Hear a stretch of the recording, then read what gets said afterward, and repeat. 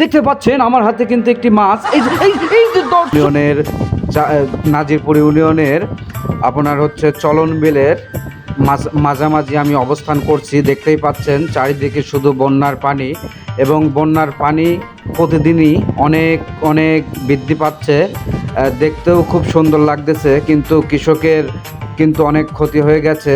আবার দেখতে পাচ্ছি এখানে একজন কৃষক জাল পাতিছে। এই যে দেখতেই পাচ্ছেন আমি একটু জালটা চেতাচ্ছি, দেখি জালটা চেতাতে চেতাতে একটু সামনে যাই, দেখি দুই একটি মাছ টাছ বাঁধিছে নাকি। মনে হয় মাছ বাঁধেনি, তবু আমি চেষ্টা করি, দেখি আর একটু সামনে এগিয়ে যাই, দেখা যাক এক একটা মাছ যদি পাওয়া যায় আপনাদেরকে দেখাবো।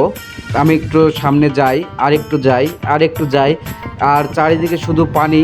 এই যে দর্শক দেখতে পাচ্ছেন আমার হাতে কিন্তু একটি মাছ। এই যে দর্শক, ও শিট, আমি মাছটা আসলে ধরতে পারলাম না, এবং আপনাদেরকে আমি একটু উপহার দিতে পারলাম না। খুবই কষ্ট পেলাম, আসলে মাছ ধরার আমার তেমন অভিজ্ঞতা নেই, এই জন্য মাছটা ছুটে গেল।